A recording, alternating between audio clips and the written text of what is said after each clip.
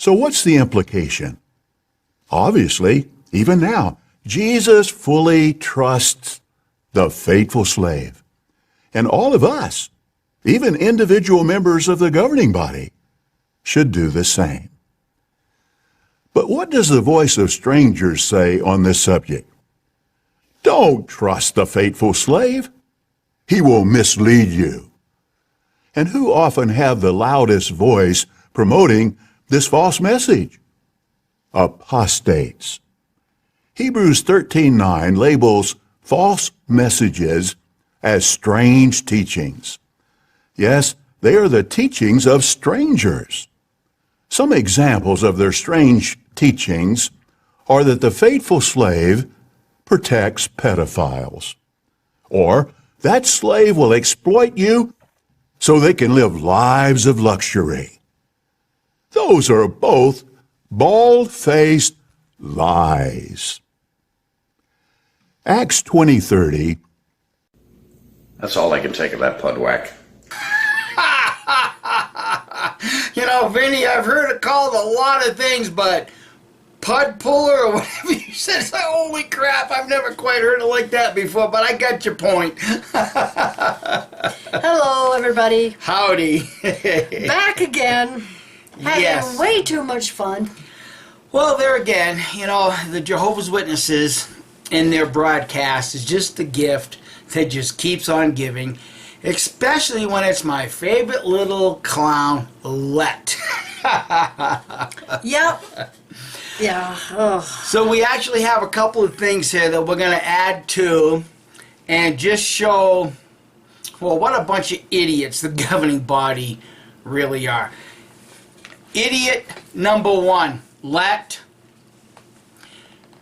This is the mistake Jehovah's Witnesses in reading their Bible about the faithful and discreet slave. Every talk that you hear, you heard it from Lett, they'll read from Matthew 24, 45, 46, and 47, and then end it, and then qualify themselves as that faithful and discreet slave. They never continue reading the entire illustration that Jesus was talking about. So, Mr. Lett, please allow me to do that for you, because it just gets better from here on out. Matthew 24 and verse 48. But if ever that evil slave, so the whole entire qualification is talking about the evil slave. But listen, Lett. But if ever that evil slave should say in his heart, my master is delaying.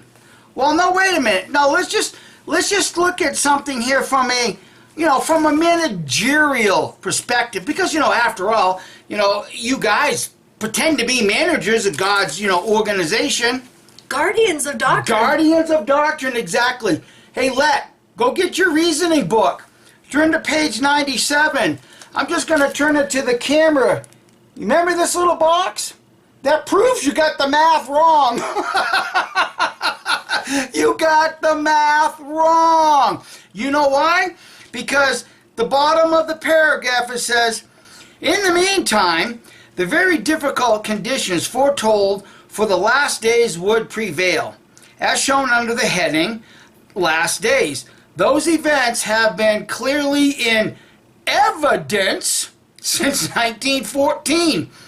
Before the last members of the generation that was alive in 1914 will have passed off the scene, all the things foretold will occur, including the Great Tribulation, in which the present wicked world will end. Well, guess what, Lett? That statement's based on false math. You got the math wrong. No wonder you have to go and start beating the fellow slaves. Why? Because you proved yourselves to be piss poor managers. Even so piss poor, you can't even freaking get the math right. It's just this simple. So if you get a chance, go watch Vinny's latest video about apostates. Very good. And in that clip, you will notice towards the end there, Lett mentions a small, brief mention about CSA and how the apostates, are talking about that and how they hide it. Well, I want to share something with you that just made our day. And I don't usually promote XJW Reddit, but I will put the link. The reason I seen it is somebody put it on Twitter. So, it is on Twitter also. Just remember, Lett, this post is because of you, the piss poor manager. Yeah, so I'm going to read this post that this person did. The latest JW broadcast woke me up. So happy. I mean, this just makes us so happy. How many people were brought here after the September broadcast? I just got an abrupt wake-up call because of this broadcast. I have never looked at any XJW material or YouTube videos before this week. No issues in the congregation ever, and here I am, sick and reeling from what I have been discovering. We all were. It is very traumatizing. I had no idea there was issues with CSA in our organization, but when it was mentioned in the broadcast without any facts to refute the claims, it really bothered me. Instead, Lett kind of did a bait and switch and talked about a blood transfusion case, also without any specific verifiable details like name, place, location. This felt so weird, but since he didn't give details about the pedophile issues, I had to look up what he could possibly be talking about. Opens a big, huge rabbit hole, doesn't it? My research eventually led me to watch the governing body member Jeffrey Jackson giving a testimony at the Australian Royal Commission, where he made bold-faced lies. After that, I have been diving into other doctrines I have been uncomfortable with or had always doubted but afraid to ask. My husband and I have been having an open conversation about all of our doubts, and we have decided we just want out. Now here I am, a member of the XJW sub, reading all of your stories, trying to decide the best way to make our exit. Your experiences really make our transition out a little easier. Bravo.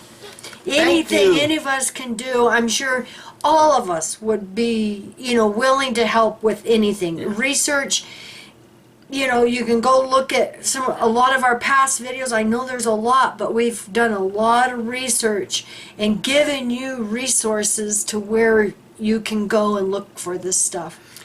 So I want to personally give my thanks to the evil slave that turns around and beats his fellow slave. Thank you, Lett, and also a kind thank you to Jeffrey Jackson for lying under oath. Yeah, they've done more damage than anybody else. Absolutely they have.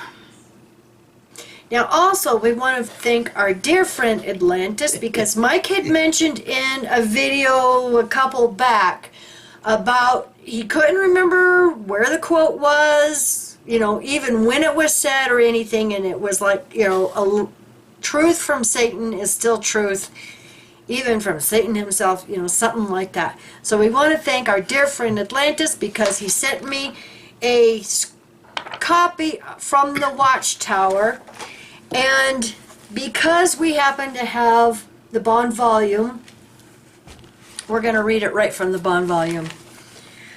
July 1879. Yes, the very first Watchtower magazine.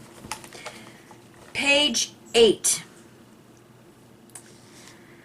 At the bottom, what is truth? It's just a small little article.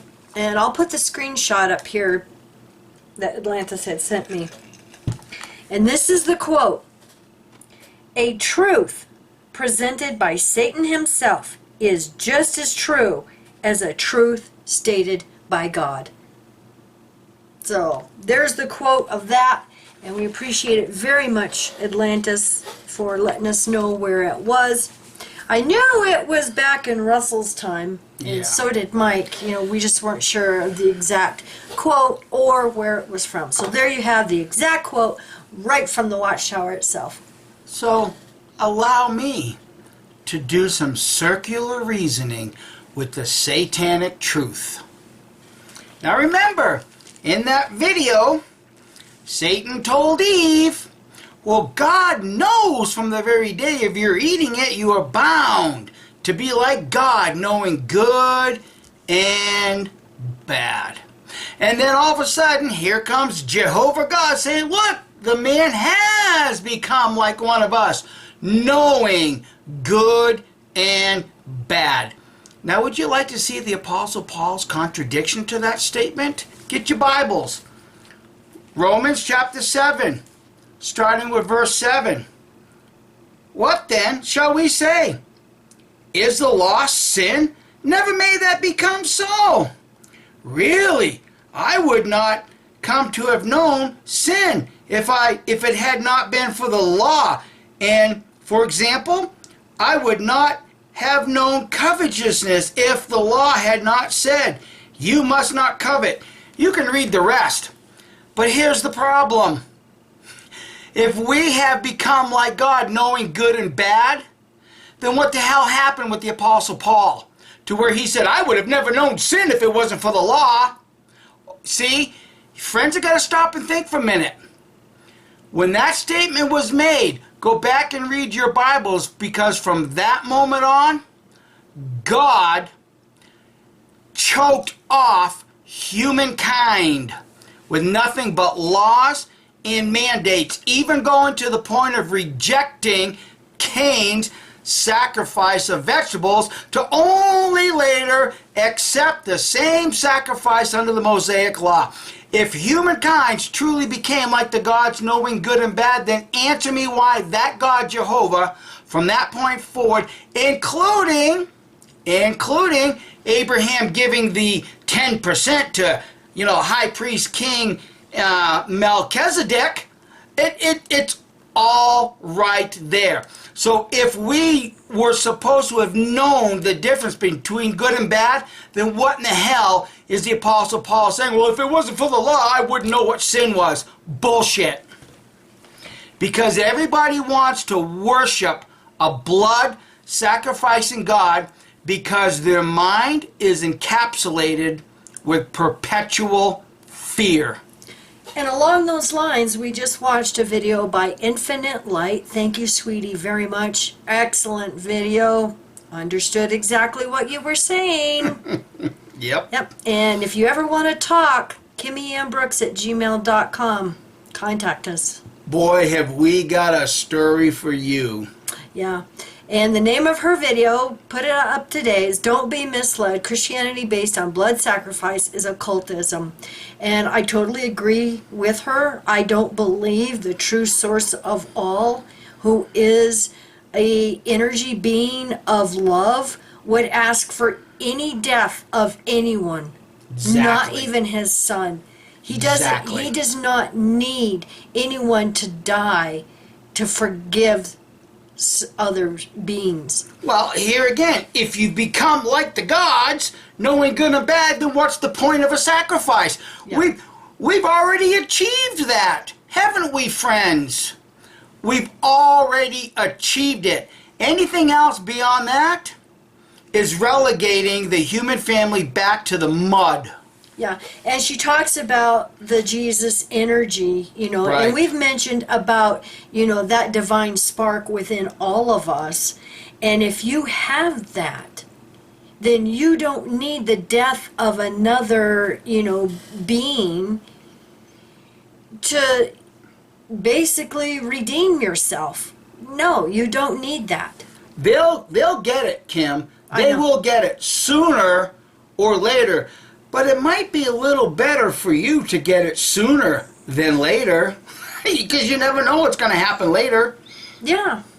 But there is a great awakening going on. And oh boy, the things we could tell, we could be here for weeks. But we'll leave that for now. That's because it's just this simple. Yeah, exactly. And many of you will know that, we all see what's going on. We all see it. Yeah. We all see it, and we're all resonating with it in one way or another.